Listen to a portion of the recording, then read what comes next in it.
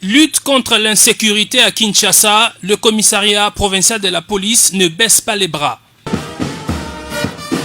La police de la capitale, commandée par le général Silvano Kasongo Kitenge, a présenté au gouverneur le vendredi 22 mai des bandits à main armée et les délinquants appelés Kuluna. La moisson a été abondante. Tenez, les hommes de Silvano Kasongo ont mis la main sur 373 Kuluna et 20 bandits à main armée. Ils ont sémé la terreur à Kinshasa. Dans ces groupes de meurtriers arrêtés, on retrouve les auteurs des récentes attaques contre le supermarché Swissmart de l'avenue des Libérations ex-24 novembre à Gombe.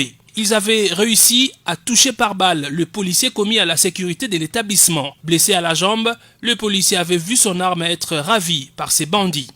Cette arme fait partie de celles saisies par la police. Dans ce lot, il y a aussi les assassins du policier qui assurait la sécurité du chantier dédié à la construction du saut de mouton des Débonhommes.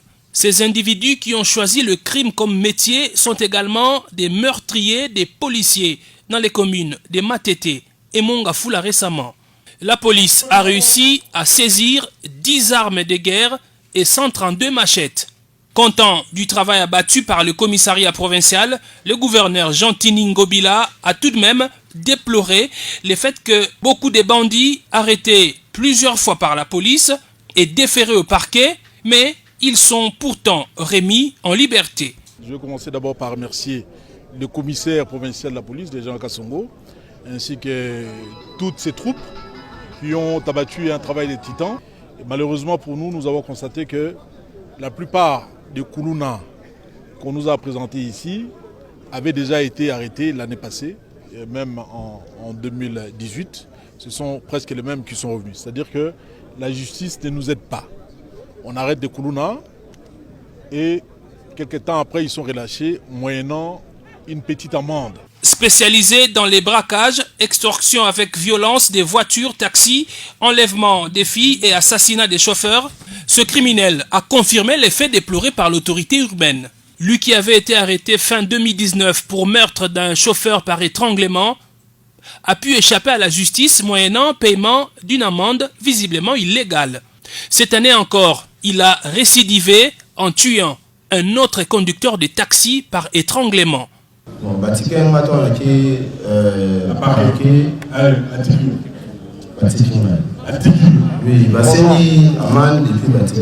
chauffeur, est-ce que c'est normal?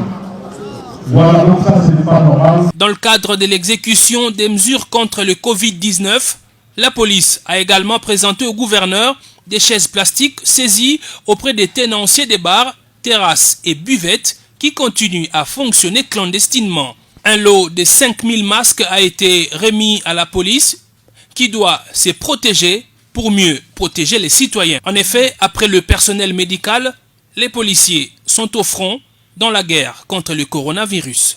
Il n'y aura pas non plus de mort.